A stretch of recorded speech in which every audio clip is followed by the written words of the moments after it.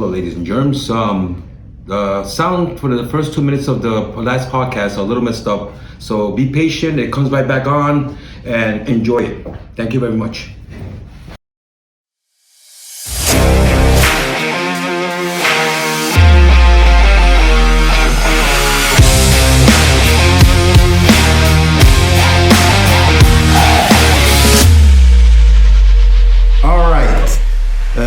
Welcome back to Amigo Inc. podcast. This is the episode two. Yeah, two. And today we have a special guest with us, a good friend, and now a colleague of Amigo Inc. The new member of the family. The new member. Yeah. Welcome. Thank you. This is Coney Island Demon, and he's going to tell us a little bit about the tattoo business, the tattoo industry, the way he came into the business, and about himself, the personal history, and the difference between tattooing here in Sweden, and tattooing in New York and whatever. You've been traveling a lot. Yeah. I've been traveling for years, man. Like since the beginning, basically, man. Yeah. So how many years have you been in the I started in 1989. That was my apprenticeship. Started in 1989, and I finished it in 1991. So altogether, it's 33 years. 33 years. So, yeah. That's up. Longer than us. Yeah, it is. And but how do you start? How do you? No, nothing. I just it actually started really funny because my mentor Vinny. He had a tattoo shop that was the second floor because it was illegal to tattoo in New York City, but everybody had like these second floor shops. Right. So he had this shop in Coney Island, 15th Street and Neptune Avenue. Right. So yeah, that's we just ran into each other. He knew that I did, you just got into the shop. How was it? Just it wasn't like that, man. I was like, it was because of graffiti. You know what I'm saying? Right. So like the graffiti thing. So he knew that I tagged up his wall. In the shop? Outside. He had a camera, so he knew what was going on, but we didn't give it. I know that. He didn't give it. Yeah, exactly. It's like, yeah, man. So then he just, just straight out, like, why are you doing things like this instead? You put some more, get into something good that you can make something out of it, That's cool, man. He guided you. Yeah, something like that. Because think about it. It was like, I think that we had this conversation a while back and stuff like that. You and I, and I don't remember. I think so. You were there too, and this is a while back. And ain't nobody in my neighborhood that want to become a tattoo artist, man. Everybody was thinking about doing something different. Nobody was into very few people that had tattoos, but nobody was thinking about being a tattoo artist. You know what I'm saying? It wasn't like you have these people down there, they grew up with the Miami Ink and all that stuff. Nobody had that kind of mentality back then. That's true. I remember that. I mean, that's also when people ask me how do you got into it. It was like I don't know. I was just into skateboard, punk rock. And it was like a natural thing. It wasn't a career option, right? No, not at all. Not in my at least. No. But did he grab you, or did he? Nothing like that. No. He just come on. No, he just. But you had tattoos back then, already? No, I didn't have not one tattoo yet. Actually, I actually had a little one that a friend of mine did, but it was like the one of those little hand poke thingies and stuff like that, and that's about it, But just like he told me just to come by, and I came by, and we started talking, and then he just little by little just started working into that, and. You know how they do it. Then all of a sudden, the next thing you know, you're cleaning tubes and you're sweeping the floor and traditional apprenticeship, taking care of everything. You know what I'm saying? Then the next thing you know, he's teaching me how to do everything else that needs to be done. Like everything from making needles, making inks, like grinding them down, waiting. It's like a whole different ball game. It is. It was a lot of things that an apprentice had to do back then. Yeah, now it's not that many. I mean, at least the whole. Scrubbing tubes and making needles and stuff. Yeah, but that made the whole day. You were busy the whole day by doing scrubbing tubes and making needles, scrubbing the shop and everything, So and then picking up the customers downstairs because, like I said, it was illegal. So what they did, they would call the phone. They already had the appointments, and you have to go downstairs and pick them up in the phone in the corner to make sure there wasn't like the health department or something like that. You know what I'm saying? So could you did he send you to send like give away flyers or something like that? No. You see that's It was not just that. It was all word of mouth. Oh, yeah. In New York, there wasn't a lot of flyer thingies, and it was all word of mouth. They had a card. They'll give you a card, sent to the customers, but it was all word of mouth. And it's since it's all in the neighborhood, everybody just passes it around. So you were tattooing, like where he has the shop was Utica Avenue and Avenue M. Yeah, saying that's where he had a shop as well. Then he had the one in Coney Island as well. Mm-hmm. Okay, the one in Utica Avenue, that was an art shop. You know what I'm saying? And then he had upstairs the shop, and then the one was in 15th Street was a garage in the bottom, and then it was a tattoo shop in the top. Okay, he lasted in Coney Island 2 years, and then he moved back to Avenue U. Right. Okay. He opened up this little shop in Coney Island by the rides in Jones Walk, which is what became my shop later on because he gave it to me. He passed it on to me. Yeah. And I took care of that. But as far as it goes, like what you said, like like they used to come, like a client used to call and say, "Oh, I'm here for the appointment." We used to look out the window to make sure it's not like I said the Board of Health or like it's not the police. Yeah. No, the police wouldn't actually give you a big ticket about that. It was like something like they would give you like a ticket like about maybe a $25 ticket. You know what I'm saying? They will give you, what I'm saying? If that's say they caught you tattooing, but you could legally own the equipment. It wasn't like a big fine for it either, So you could have like the machines and colors and needles and everything. As long as they didn't catch you tattooing there. Yeah. Because all that, remember, like you had Big Joe Kaplan that's in New York City, New York State, I'm sorry. Yeah. And so in White Plains right after the Bronx, and that was legit. It was just the city, the 5 boroughs. It was illegalized because they had a hepatitis scare in the 60s. And they legalized tattooing and shit like that, And then, what year did it start? I think it was about anything, if I'm correct, it's 67, 68. Right. Or maybe it was because of... But it was a hepatitis. Right? It was a hepatitis scare that they had. That was the reason why. All right. And the Board of Health didn't know any different back then, and the guys wasn't that clean back then. But did they connect it to the tattoo industry or not at all? No, they didn't. I think it was. Wasn't it like something that with the fish or something the dogs? Oh, you see, like that? You see that. In Coney Island, there was a tattooer, which I'm not going to mention no name because I have respect for all the guys that were there before. But the Board of Health came to visit his shop, and he had a lobster cooking inside the. He had inside the sterilizer. That didn't make it no better for the court. That's not a good picture. Yeah.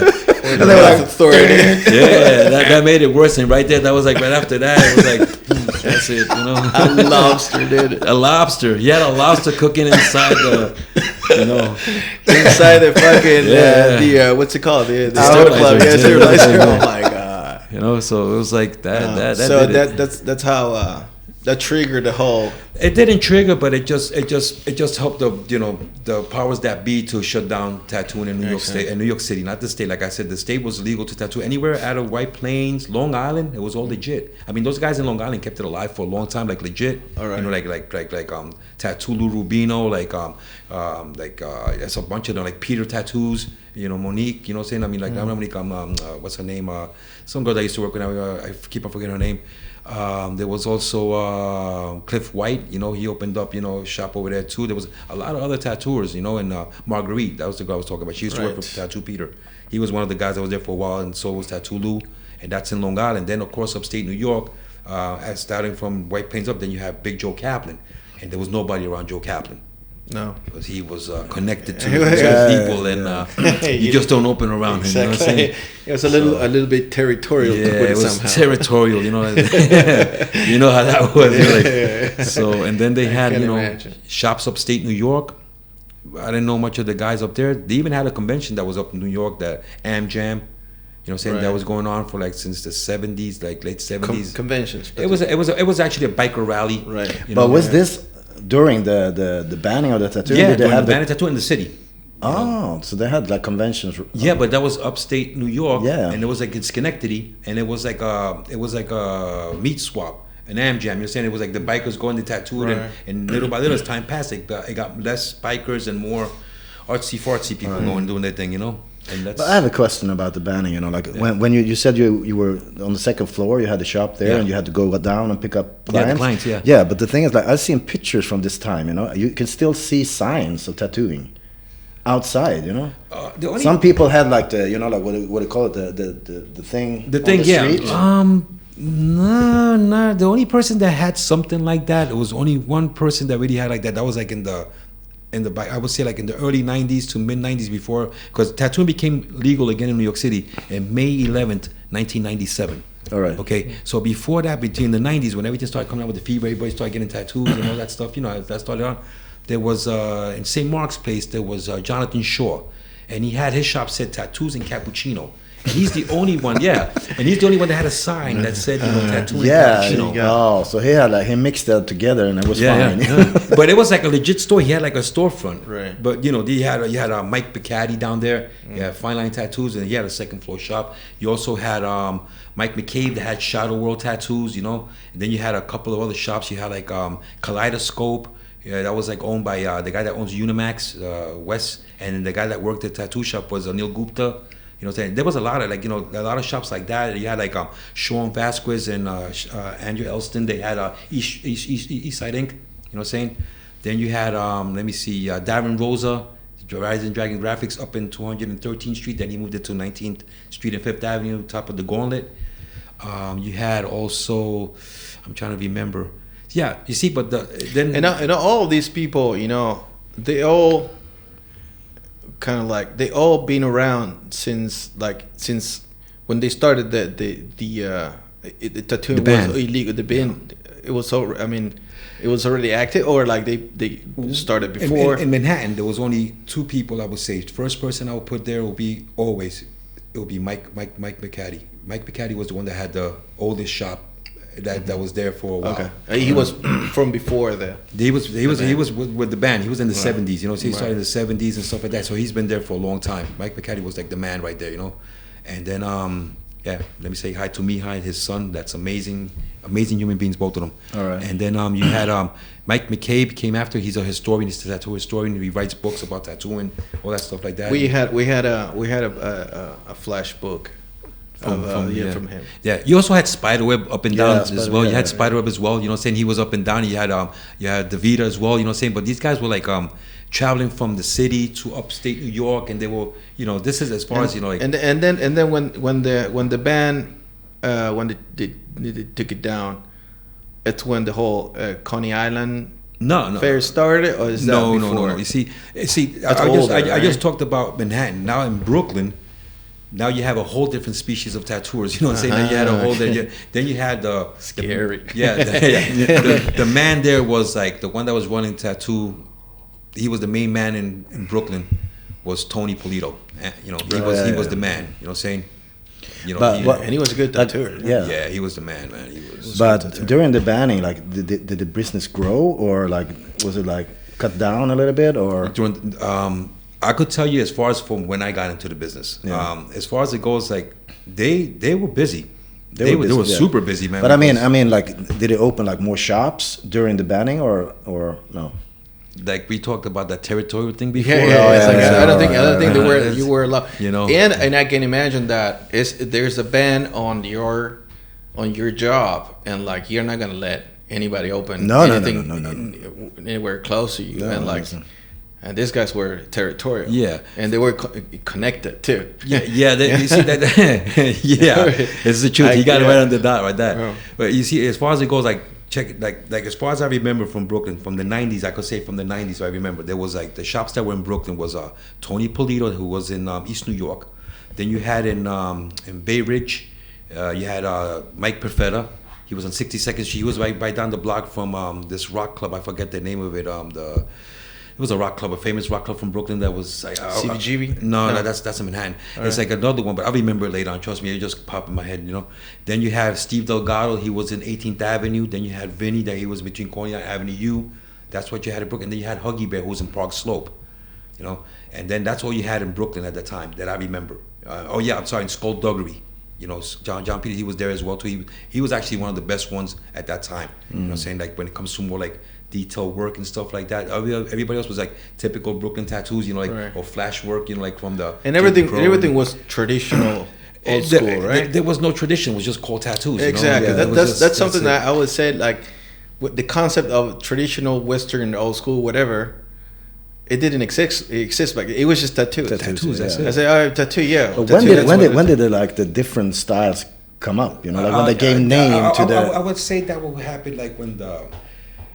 You're just saying this the other day. You see, when you had like when you opened up a magazine in 1993, I think it's 93, 94, and you seen there was a piece there by a guy named Mr. Paul Booth. Yeah. And then you look another page, you see something from Guy Atchison, and then you open another, you see Jack Rudy. You start seeing all these other people from all around with different styles of art that was like not your traditional, like not the bold lines, bold shading colors. It was stuff that they were putting together, and it's a different thing. That's when it started changing. Like then it's little styles, but the whole terminology of traditional, I didn't start hearing that until about late 90s. Right. You know what I'm saying? Right. Yeah, I guess it's just like, all these guys that came up with these new things, and and like people, or there was a need of putting a name to it, because it's like that's not the classical traditional old school tattooing, and this is different. So we can probably just started like first putting a name to the new thing, and it's like, okay, but what about this old thing? I was like, okay, that's traditional, I guess. Yeah. So it's like, this is new, this is old, and kind of like, the new school and all that thing. You guys remember this, because I remember, you guys remember the Cherry Creek stuff? Yeah. You see, all that stuff is basically more like a more modern way of like a contemporary traditional, like, it's more like, it's like more a modern way of doing traditional, but it was like more like, because between the 1991 to 1994, there was always this thing started with the fine line fever. Single needle and three needles, and and then in Brooklyn, that was in Manhattan. In Brooklyn, it was always, a thick enough line, shades, colors, like bam, bam, out, tradition, bam, bam, out, bam, bam, out. You know what I'm saying? That you would go to any of those shops and, hey, can you do this? They'll be like, it's on the wall. No, then get the fuck out of here. Then like, that's the way they were. Forget about it. Forget about it. But when all this happened, how was the situation with the suppliers? How do you guys buy stuff? That's what I'm saying. That no matter that, even though that happened, we would buy stuff from like we had in New York State. Remember, in New York State itself, we had the biggest supplier, which is Spalding and Rogers. Right. That was in Long Island. Yeah, Spalding and Rogers. Then you had Joe Kaplan. They also had a supply. Mm-hmm. Then in the city, since 1991 or 92, you had Unimax Tattoos as well, because it wasn't illegal to sell the equipment. Or nothing like that. Yeah, it's crazy that it's not open. No, it was on the second floor as well, but everybody else knew how to get there. Exactly. But still, they could sell it. They could have an open shop, like a supply shop. You can have everything, but not do the. You can't put the needle to the skin. Right. And we also had like through Vin, Vinny, he was like, he connected me to, you have to have recommended to be in. National Tattoo Supplies, you know what I'm saying? So then we got Nationals. We used to use, those are the inks we used to use, like National, or we used to use then Philadelphia Eddie split from National. He opened up his own thing as well, United Tattoo Supplies in Philadelphia, and we used to buy inks from him and from National as well. Right. And then to go closer, then we used to buy inks also from from Joe Kaplan. But then at the end of the day, the best thing to do was buy your own powder pigmentation and make your own ink, you know. Right. You start making your own everything, you just old school, man. Yeah, you have to make it. At least you know what you're putting inside of it, That's true. In the amount, in the amount of powder that's pigment load, but that was kind of fair too, like when you did your own pigment, you mixed your own colors and stuff like that. You knew what you put in, what it is, and you could. You have to get a formula from somebody, like true. It's like your soil is tried and put it there. You have to get it from somebody that's tried and true. And if that works for them, and to get something like that, you have to really be like connected. No, let me just say the truth. You gotta kiss some serious ass, man. Yeah. You have to be like. Learn like in Well Done Tattoo in Buenos Aires. Shout out to Mariano Castiglione, good friend of ours. They still do the colors, man. I love that. I know. When I traveled there, you had like a session when you put like with the plastic bags and shit like that. Yeah. Because you put it. Wait, was he liquefying it? They make it into the paste first. Yeah. They mix they make the liquid. Yeah. The secret poison. The secret formula. and then you mix it with you just throw the powder inside of the a Ziploc bag. Put inside another Ziploc bag. You go like this, and and I think you have to let it rest for 10 days or something like that. That's how we did with the jars. Dude, it works fucking amazing. Yeah, that was super amazing. color. Still the best. The best I don't know if you look for a traditional old school type No of shiny tones and yeah. that's it. Yeah, because that all came after as well. Because like the way he's saying, like, you know, like the old school the pigments, like they used to be more opaque. You know, they used to be a little bit more darker looking. Yeah. All that other stuff that came after, like, you know, the first one I remember that came out with the pre-dispersed colors and stuff that had like acrylic stuff. Yeah, in it. Starbright. Before Starbright, I will say that I experienced was dynamic. And Right. then it was Okay. then it was Starbright, and before them I will believe it was like Starbright. It was like all shiny and plastic. for like 2 years. that red'll fuck you up though. Yeah, it was crazy. Ruined a lot of people. So then you had like then there was another one that you have to have somebody give you a list, and you will order it from Texas, which is from Fairweather. Unique colors. Unique colors, great colors. That was a game changer. That was like, wow, these colors are really these were the top, because the first ones that came out from Dynamic, they were so plasticky that when you got tattooed and it healed and it hit the sun, it will wrinkle up like it went like the tattoo was over the skin. Like you could feel it, you know, like crazy. Yeah, that was and like I remember buying in Dallas the unique colors, and they're like super good. They're super good. The perfect tones, and you know they didn't have like 45 different types of red and green. No. It's red, green, That's yellow, the white. basics. That's it, and then from then you mix it up or like whatever, you know. And it's like it worked perfect. Especially if you like the old, even if you do like new schoolish kind of thing, it also worked. Yeah, it did. You know, so it was actually good. Just like depending how you put the tones of like the yellows and the whites and stuff like that, and like to give it more brightness and stuff. But they were super good. I mean, they still are. But you always did from the beginning. You did traditional. No, at the beginning, at the beginning when I started, tattoos traditional. It was like a lot of Tasmanian devils, hearts, and Italian flags, Puerto Rican flags, every damn kind of flag you could think of that lives in Brooklyn. You know what I mean? And then you had every kind of mom's, dad, baby daddy's, mother's. You know, all that, a lot of lettering, a lot of things like that. You know, a lot of you know. Do you guys have like, you know, like, I don't know if you guys know like this typical design motive that it's a heart that says, with the banner says "Love kills slowly." You know that one? Yeah, but like the classical one. I think it's a heart. I don't know. It's a heart. I mean, you can mix it, but the banner that said "Love kills slowly." You know, and I remember that once, like Oliver Peck, he told me that people would come to the shop and say like, I want the love kills slowly, but with my kid's name. And it's like, you want the love kills slowly, or you want your kids? No, I want the love kills slowly, but instead of love kills slowly, I want to keep my kid's name. No, right? Then it's not the love kills slowly. No. Do you have people like that? Well, what we had is like a lot. Let's say this, man. A lot of Tasmanian devils, man.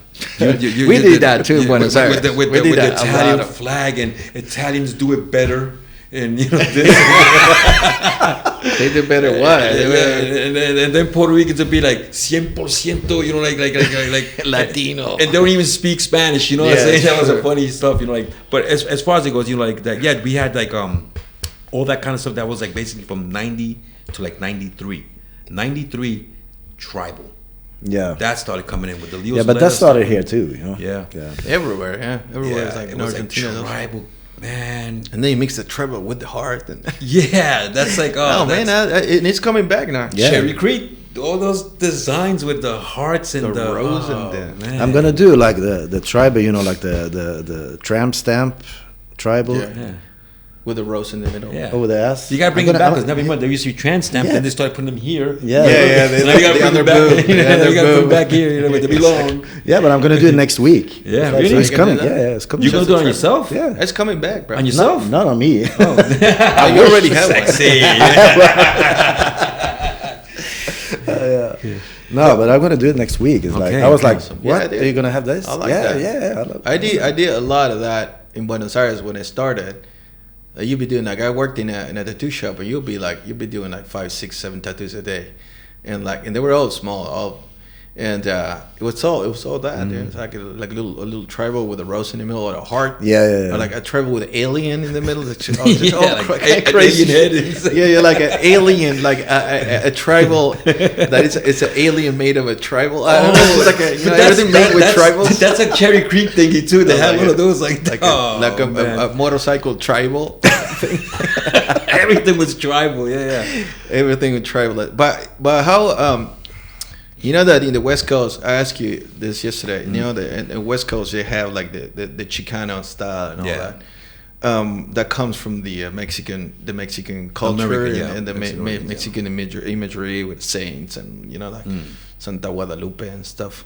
Is there anything that like that in New York? Like Puerto Ricans and stuff like that. When we say New York, we're going to talk about Latinos. Let's say it's like West Coast is Puerto Rican. I mean, it's Mexican. New York with Puerto Ricans and Dominicans, and that's basically it. That's the majority. Then you have Italians, blacks, Jewish people, and whatever. So and so on. But the Latinos, the bigger groups is like Puerto Ricans. But no, we don't have nothing like that. We don't have not that kind of stuff. They have a different kind of culture because their culture over there is like mixed with the street life as well.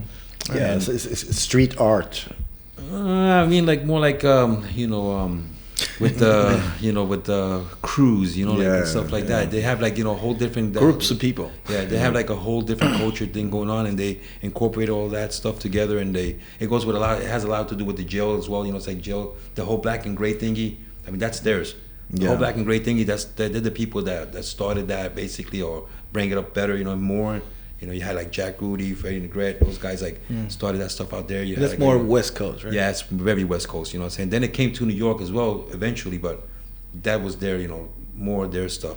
Yeah. We were just strictly traditional. But the fine line style, it came to New York too? Or yeah, absolutely. Like the in the 1990s. Beginning of the 90s. Script and all that, right? All that stuff. Lettering, very fine line stuff that a couple years later just washed out, like the Does it happen to you that only because you're Latino, people assume that you're good at that? Yeah. It's like, so you're Latino, the lettering. And no, I love when they say this, like, hey, Vato, do you know how to do that lettering stuff? And they're like, dude, we don't use Vato, man. Like, that's not us, man. Like, that's the Mexican brothers on the other side that do that.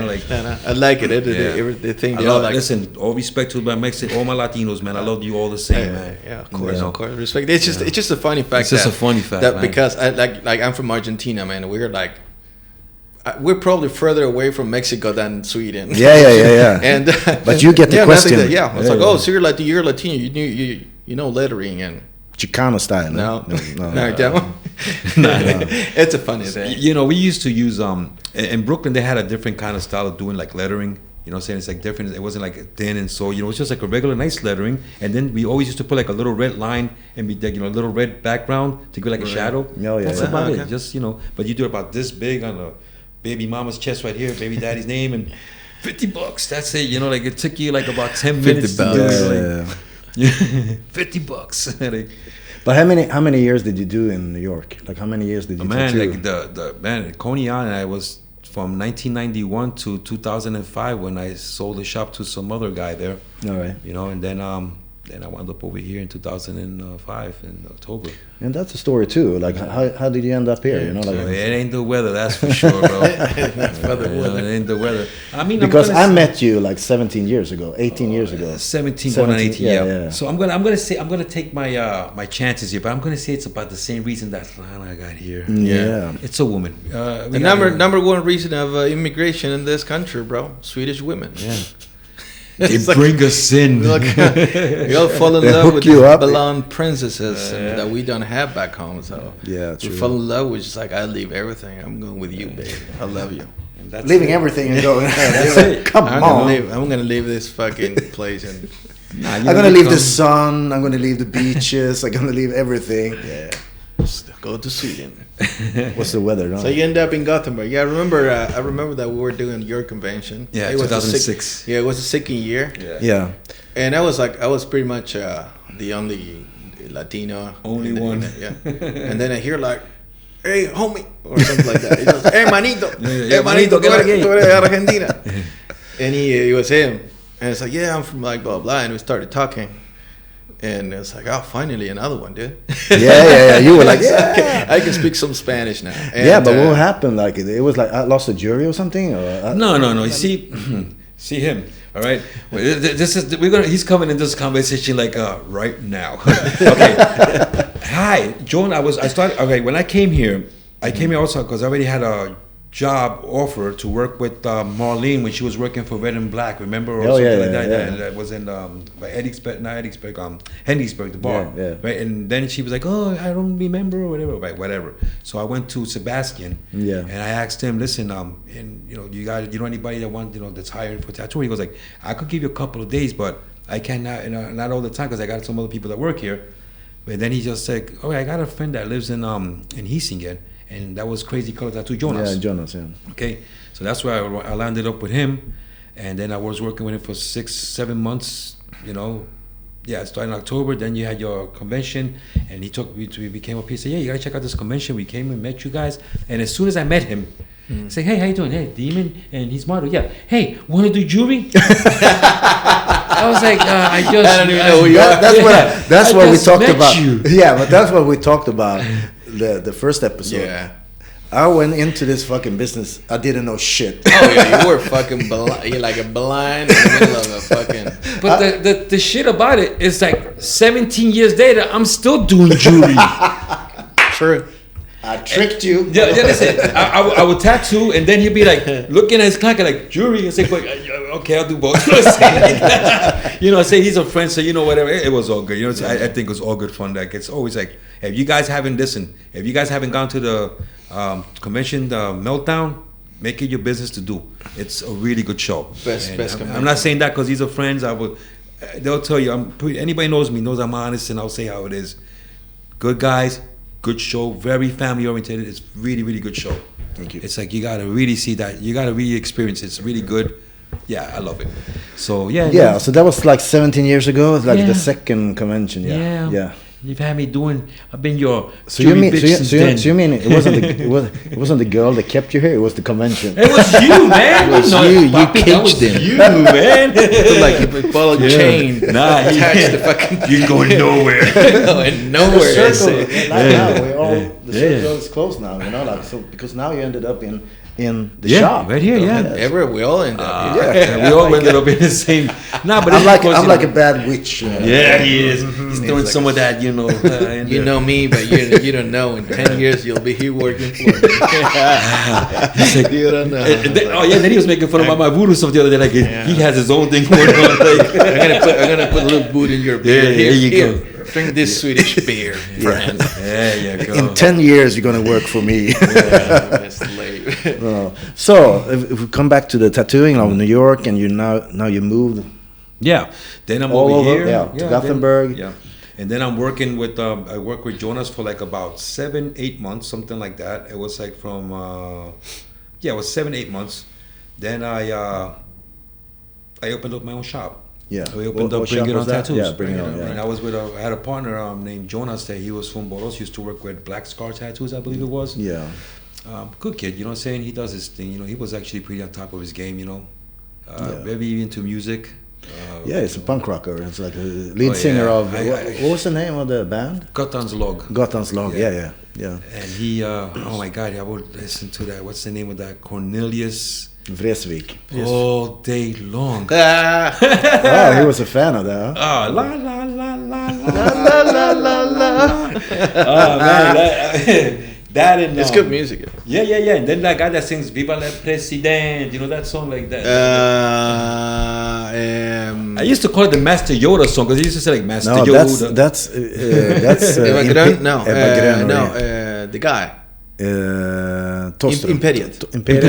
Yeah. I used to call it the Master Yoda song because they used to say like Master Yoda. Master Yoda. What? There's a part of the song that sounds like he says Master Yoda. So I used to say, you're going to put that Master Yoda song back on? Oh, no, this song that says like... Yeah, no. It's the Viva la President, but it's in the same song, and it's like Master Yoda. Yeah. Imperiet. So so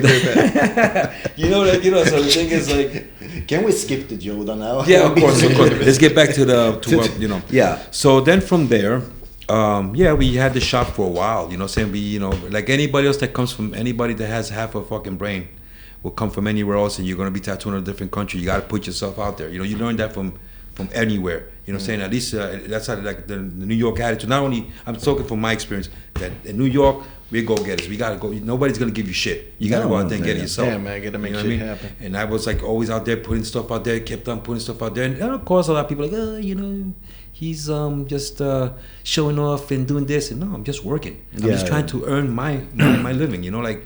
You know, I'm just trying to do my thing. You know, saying I'm trying to do whatever. That's one thing that I like of the American, the United States American. That we work to death. That you work your ass to death. You do. Yeah. No. Now, I maybe not that much, but I like the do-it-yourself attitude and make shit happen. Basically, it's like, you know, I survive anywhere. You know, it doesn't matter. I'll survive, and that's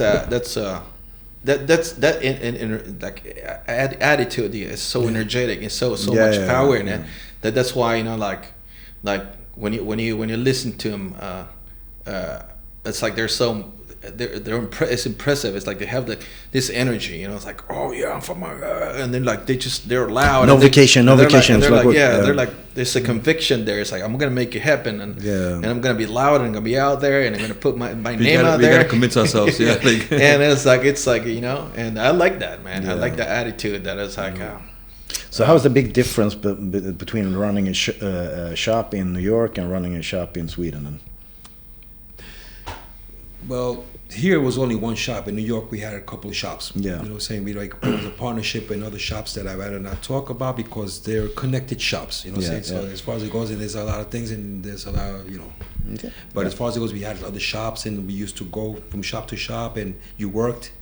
You finish it the night, then you go from every shop, picking up the money from every other shop. Yeah. You know, and over here was only one shop. You guys only worked from 11 o'clock in the morning to basically 6 o'clock in the afternoon. You know? So fucking. You know, in New York, I used to work from like 12 noon to 4 o'clock in the morning every day. Yeah, that's crazy. Every day. That was crazy. You know, you work. You know, as long as you're there, you tattooing. Work a lot, man. Yeah. You know?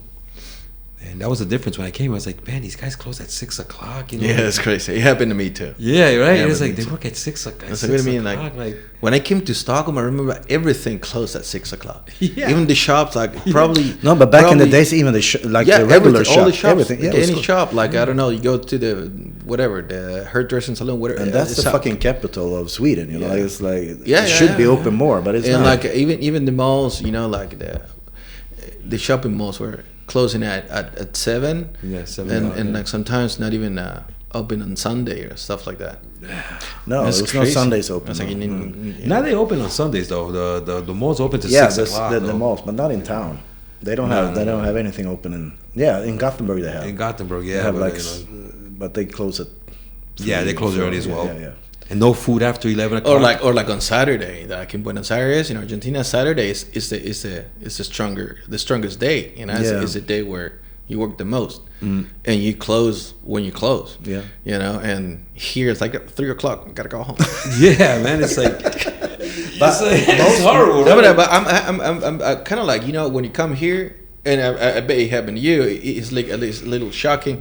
It's like, oh, these people don't want to. But then you understand that it's like you need to work. Yeah, the philosophy that around the work ethics is different because you need to work yourself to death because you don't need to. No. So it's like I don't need to. Why would I stay longer and work like 15 hours a day when I could work 8? I mean, that's it. That's all you need. I haven't got adjusted to that yet, man. I need to work. I need to be. It's active. A cultural thing. Yeah, I need to be active. I need to be like I can't see myself like, you know, like wasting time. And it's a cultural thing. It just feels like, you know, there's other things you could be doing. You could still be, you know, it's like, you know, creating. You know, it's our minds. Come on, you guys know your mind. Just because you stop working doesn't mean your mind stops working. You're still thinking about the tattoo you're gonna do tomorrow, the one that you did today. Did I put enough color in that? They said the lines were good, but this, you know, you always second guess your work because that's the way it's supposed to be.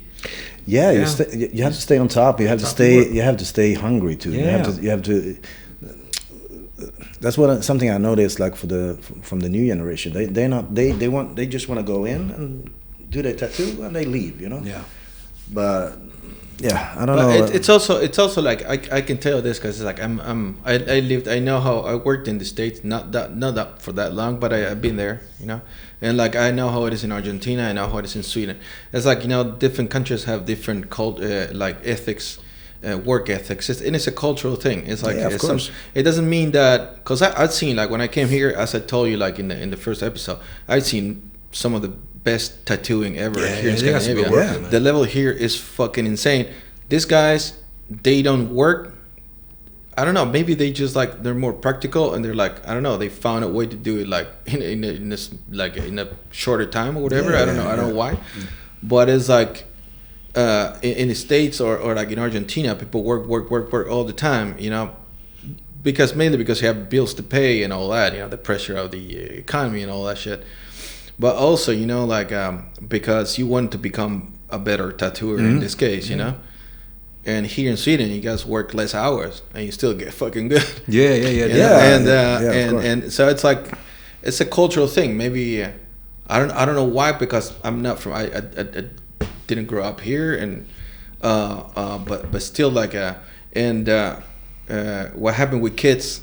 It's like these kids also grow up in this society. So that's why, you know, they have this culture that they learn from the surrounding, from the city you live in, the country, whatever. Yeah. You learn that's how much you work, and maybe it's like it's enough to work until this time, and like I don't know, maybe they're not just lazier, but I don't know. More effective, maybe. I don't know. More effective. I don't know, but it's like, I think it's a cultural thing. Yeah, and it's not only a cultural thing. I think for some people, for some tattooers, it's not only a job. It's a lifestyle too. They living the whole thing. You know, like they are tattooers from morning till night, 24/7. They think. It's a lifestyle. You know, yeah. It's a lifestyle. We all do it. Yeah, and most of us, we only hang out with tattooers too. You know, like and they don't do that anymore. You know, it's not like that anymore. No, because they got the it's a different generation. It's a different, but still, what I'm saying is that maybe it's, I don't know if to call them lazier or like. No, I don't think so. I don't think they're lazy. No. But the thing is, like, you still see that 2 years after, you see a kid that is an apprentice, and 2 years after, a kid is killing it. Yeah. You know, and I know that, you know, like now you have the reference that we didn't have, because back in the days it's just like especially in Argentina, we only have 2 magazines that came from the States, and that's all the reference we had. We didn't even have books of Flash or anything like that, you know. Now everything's in your phone, but still, it's like, I think you have to, even if you have everything given to you, of course it's gonna be easier, but you have to put up the work. Yeah. And you have to put, I mean, like, and I don't know. I'm just like observation. I don't know why. I don't know why it's like that. I don't know what's the reason, but you can still see like they have more reference than we did. They have a lot of more things than we did. That's it's true. Easier for them. I mean, think about it. They don't have to do anything. They don't have to. All right.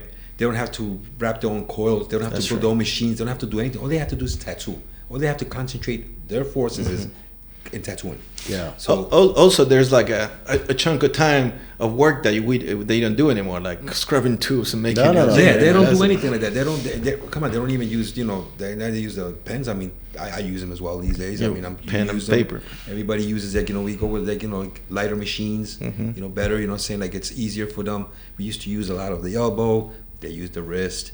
It's easier for them to do things, it's like it's a little different, but it's still the same. It's an evolving art, yes. So it's still going. It's like you gotta move with the times, or stay back, or complain about it. Those young kids, that kind of stuff. We ain't gonna do that. I know you guys don't do that. We're not there, man. The thing is like we always a couple of years maybe. we always have to find like the shortest way to a good job. It's like so that's why like all this new machines, the pens and everything. Like it's just new stuff, man. Yeah, it's new stuff. The only thing I don't agree, I think I've had this conversation, is like the sterilization procedure for these machines. The hygienic behind it. That's to me, that's in the gray zone right now. It's not in the black zone yet, but it's pretty in the gray zone. Right. You know what I'm saying? So like, I play with them and say, but I wish that the manufacturers will do something better about that and think a little bit more about what could happen if, you know what I'm saying? Like, think about the if instead of thinking about the money. You know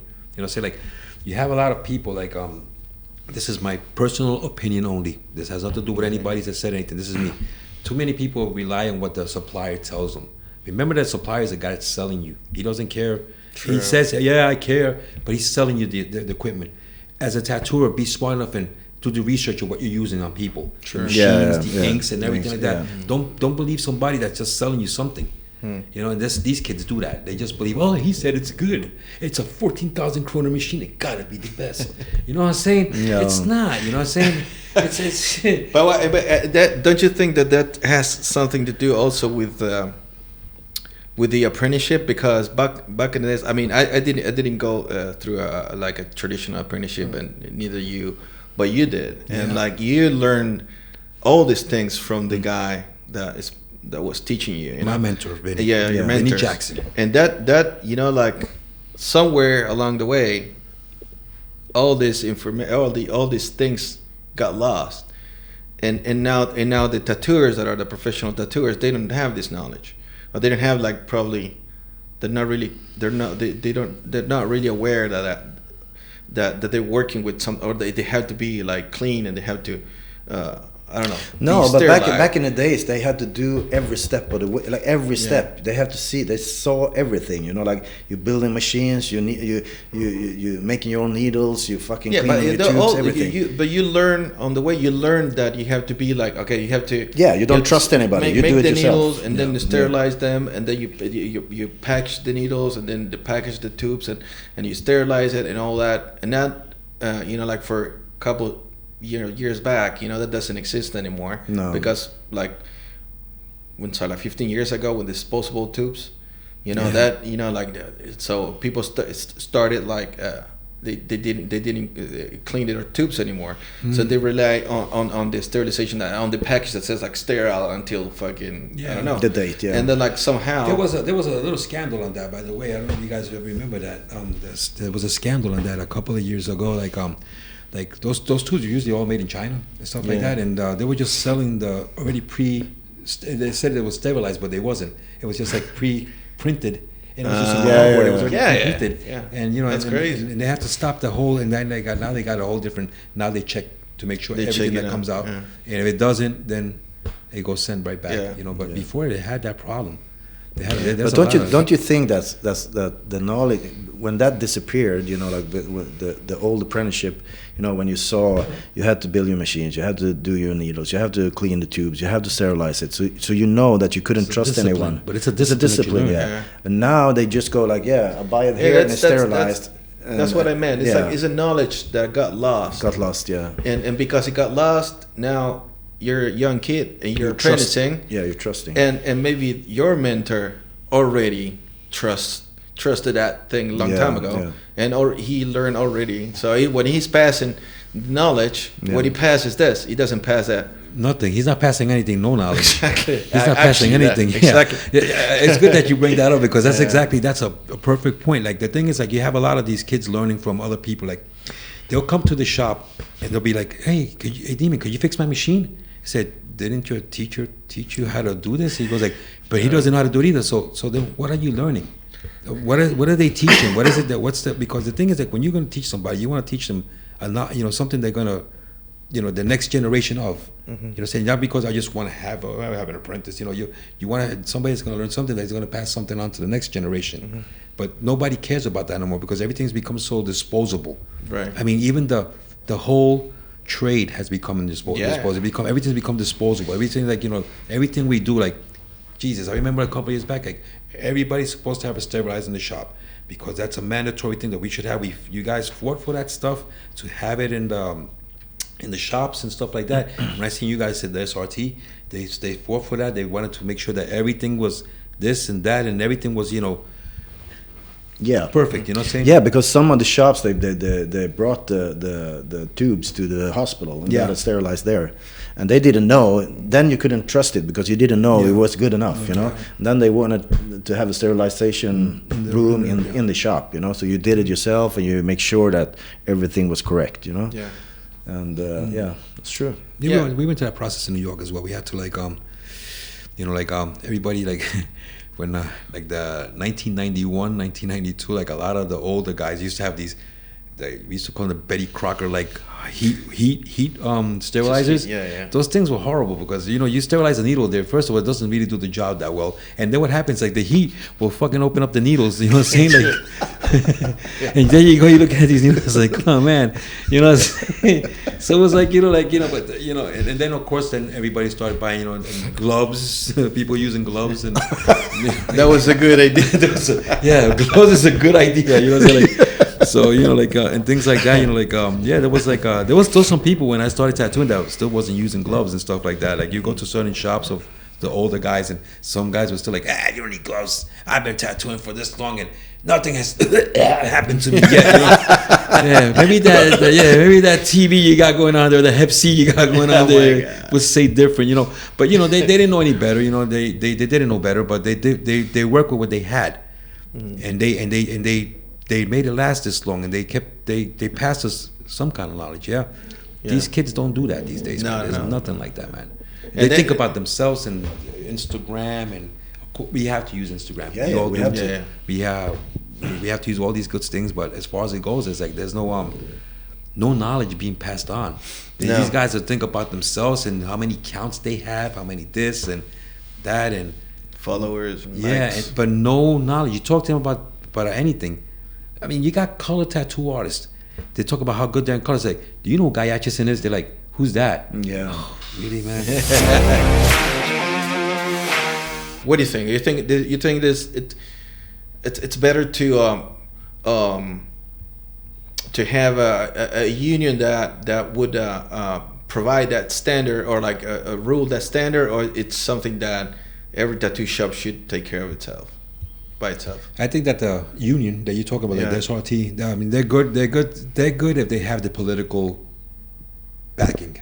Yeah. You need to have a political backing as well, because in order to fight any kind of legislation, maybe the European, the EU Parliament or anything, you have to have somebody that lobbies for you guys. That's what they did in the States. When we had New York City was illegal, we had somebody fight for our, lobby for us and put our head and fought for us so we could have the legalized tattooing. Yeah. So the same thing is going on here. You have 300 members now. Yes. Yeah. Okay. I don't know. Maybe a little bit more. And then you have how many tattoos you said yesterday? About 6,000. It's around 6,000 in Sweden. So you see, that's like you got a very short percentage there out of the whole big amount you have. But the reason why is because nobody really wants to listen to what anybody else wants to say these days.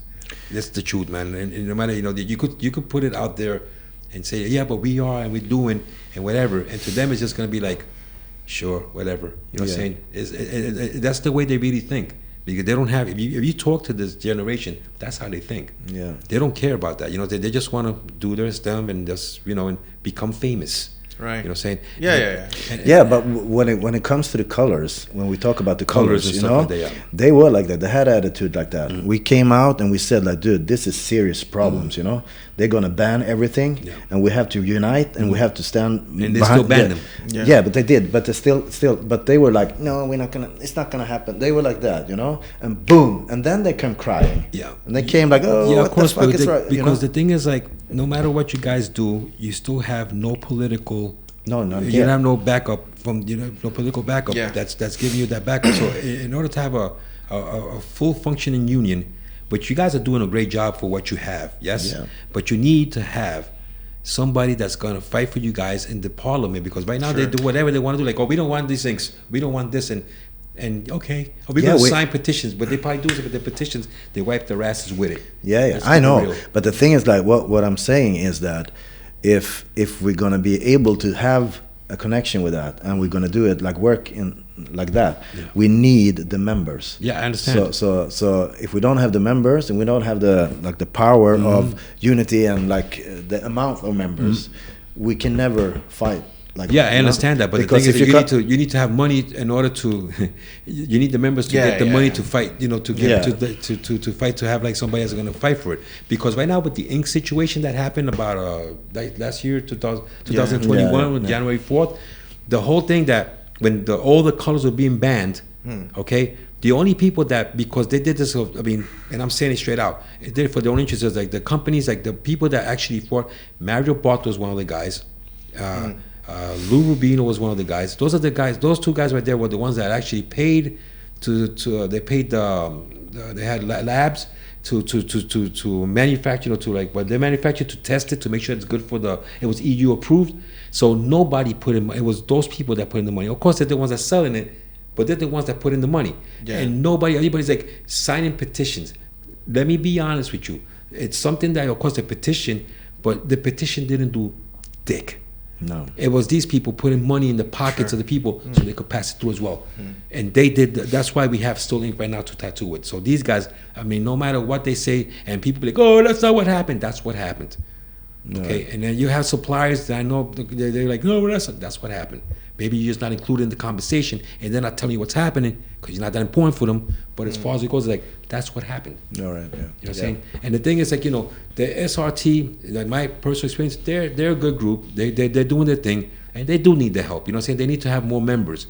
But the thing is, like, it's hard to catch these kids' eyes these days, and all of us, we're getting older. I bet you out of the 300 people that are the members, they're above 30 years old, probably each one of them, correct?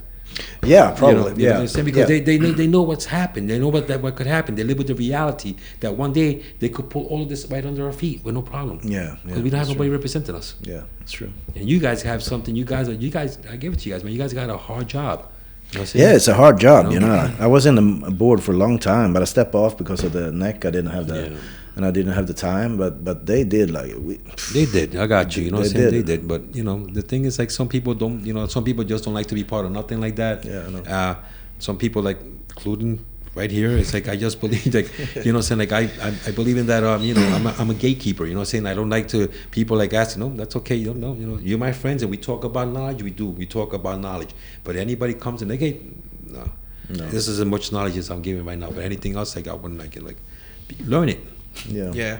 I think I understand what you're saying, and I think that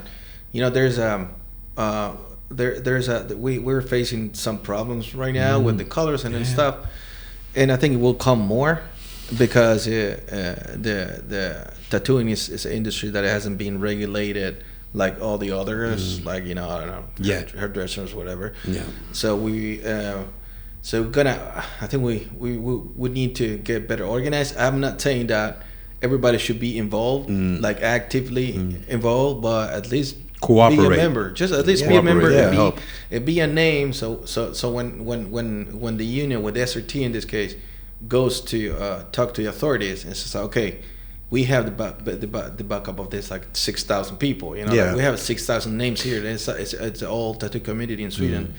So, like, we all think the same. We are talking for these guys, and I think at that point, that's a simple thing to do, and like at that, like you say, you don't have to be active. You just have to be a part of it, and just put your name there. Yeah, and like we said in the first episode, is like I really don't think we would be in this position if we were 6,000 members. When they started to talk about like different rules, new rules and stuff like that, and we came with fucking 6,000 members and said like no. It wouldn't have done anything because you still have 6,000 members from Sweden, but you guys go under the EU flag. No, but I don't talk about just the colors. It's another. Oh, the other stuff. I got you. Yeah, probably because the color thing is like a EU. Yeah, it was a unit. But there's also local things. That did change over the years that I've been involved in tattooing, and if we were more, we had more power behind the union, we could like stop a lot of those things. You guys put a good point on that one in the first episode. You guys hit that really hard and stuff like that with the, it's an understandable thing, but there's something you could tell people so much.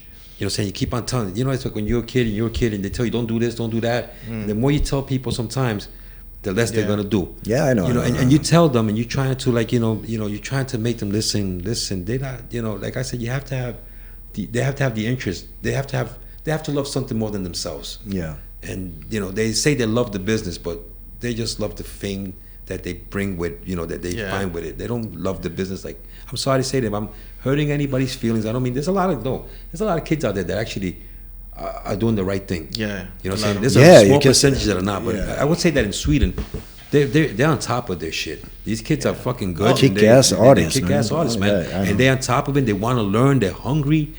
Everyone I met, I'm talking. Sweden is exempt from whatever I just said right now. They're on top of their game. Yeah, they really are. They're on top of the game. When it comes to that. Also, you know, like what I see also is that in young kids is that they're not interested in conventions or not in conventions. They love that stuff. communicate with each other. It's like I have, like, for example, like when I think about clients, you know, you're a client and you know that in your town you want black and gray, you have the black and gray. You have Japanese, you have tradition, you have all the styles covered. So you don't even care if someone else is coming to town. You don't even care if in the next town is a tattoo convention that is gonna come people from all over the world, whatever.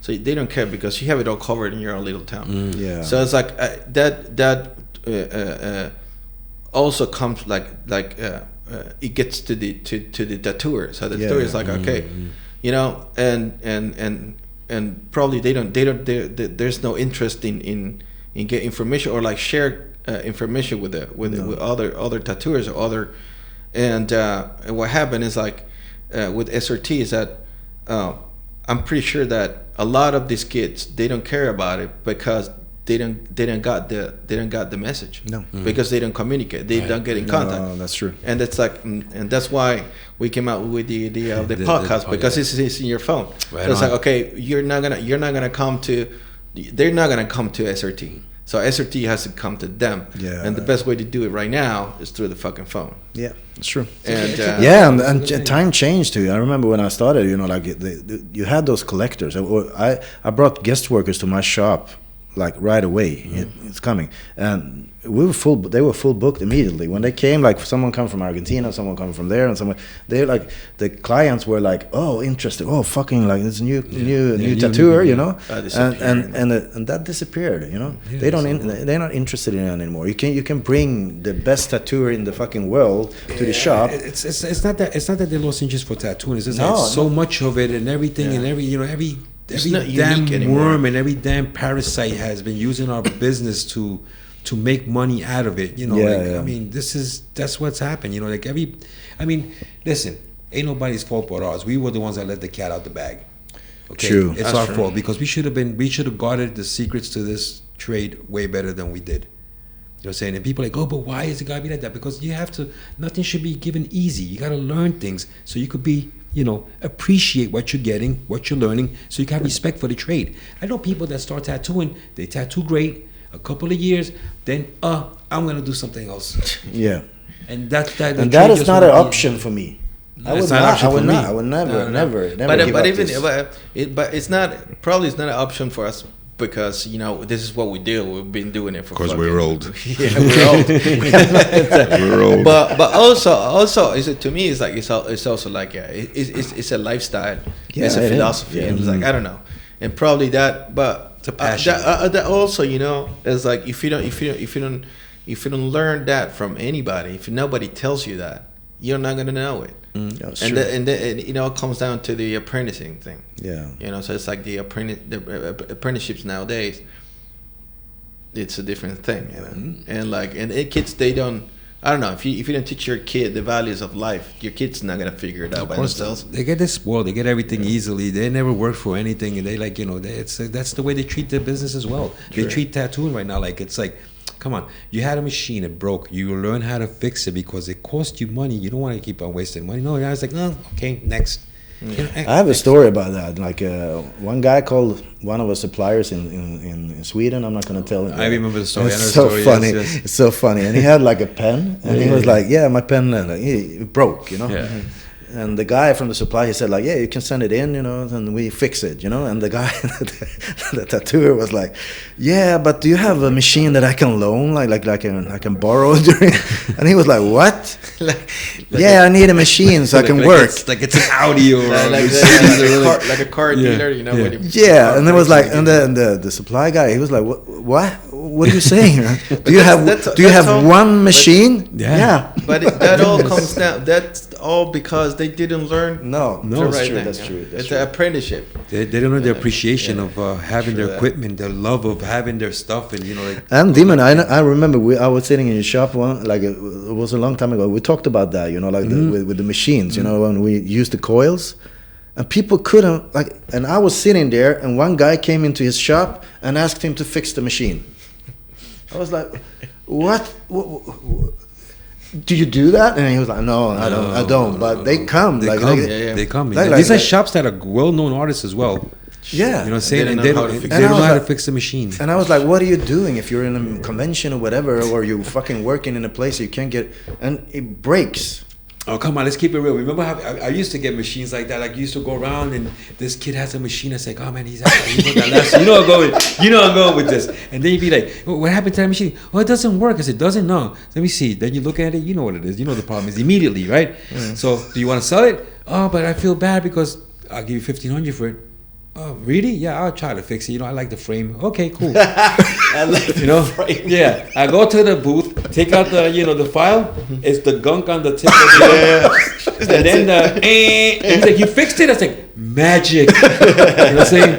Magic. And I got a machine that I wanted, paid $1,500 for it instead of paying 3,000 and 5,000 kroner for the damn thing. And hey, I'm a pirate still. You know what I'm saying? I'm a tattooer. You know what I mean? And I got a lot of machines like that. I think the coils burned out. They burned out. Okay, sure, why not? You know what I'm saying? Like, what is it? Keep on going clack, clack, clack, clack. My favorite one is like, what does it keep on going clack, clack, clack, clack? Oh man, I don't know. The coil, I don't know, maybe, but I'll buy it from you. Okay, cool. I mean, maybe you move the wire that's touching the frame. Exactly. You fucking you bozo. He's hustling. That's how it is. You kids, that's get the message. Learn how to fix your own machines, or you see kids fucking scared. Yes. Don't be goofy. Funny. Learn how to learn your machines. Tattooing is more than iPads and pens. Yeah, it's a lot more. There's a lot. Still, we use it. I use it. Oh yeah, I love it. It's a great tool. I don't use the pen yet, but I will. You will probably. Hey, but those Dan Q machines, man. I mean, let's give it to him. I mean, that's a good concept that he built. The guy is a little, but as far as it goes, the machines are good. You know what I'm saying? Perfect. It's amazing machines and stuff like that, and they're good to use. Hands down on that, yeah. And then the pen machines are actually pretty good as well. They work great. They work great. It's a great tool, but that doesn't. I don't know. I learn the whole thing. You gotta learn the whole thing. I mean, you have to. I got. Right now she's finishing up. I got an apprentice that she has to. She's learning how to. She's using, not learning. She's already using just coil machines now, and one rotary, because eventually she's gonna go into rotaries. Of course. You know what I'm saying? That's what's going to happen. It That's depends. the generation, Yeah, of course. That's it. It's going to happen. But at least she's learning how to use and learning everything. And she asks this question. She asks everybody questions. Yeah. But that's because that you're feeding them the proper knowledge. I'm not saying that, I know what I'm feeding. No, but you have years of experience. That's what you got to do. You got to give it to these kids. Mm-hmm. But not for free. Not for free. No, you know what I'm saying? Not because, hey, could you show me? Like, I don't even know who you are. You didn't even say hi to me. I'm gonna. It's not. It's fuck not. Are you? Yeah, Get the fuck out of here. I don't care. I don't care if you're a great artist. It's just like No. Yeah. But the thing is, I think we're gonna have to do a second episode of this. We 2 times. Yeah. Because you have so much to tell and so much stories, and we need to know more, because now we barely touch Gothenburg. We barely touch when you came to Gothenburg. You want to touch me, right? Don't you? Yeah, I want. How long we've been talking shit? Yeah, we've been talking shit over for a while. Over an hour. Okay. So, but we're gonna finish this up, and we're gonna have like a second episode of. With you, Demon? Coney Island Demon. Yeah, because it's we just touched we like the iceberg that sank the Titanic. It's only the tip of it, And you're working here with us, so we can we're gonna drive this fucker crazy here. I regret it already. All right, everybody. Right. This was the second episode of Amigo Inc. podcast, and follow us on YouTube. Subscribe. Follow the Instagram, Amigo Inc. podcast, Instagram, and also YouTube, and Spotify too, Amigo Inc. altogether. Yep, everything. And if you just want to listen because you don't want to see our ugly faces and old faces, you're not that old. Support because I don't know. I think it's a good cause. Arthritis. Yeah, we want. Soon we're gonna retire and we need money. No, but we want to do this, and we think it's important. Yeah, and, they're doing a good thing. You guys are doing a good thing. And thank you very much, Demon, for being. Yeah, Thank you always, very man. much. Come on, man. You know how it is, baby.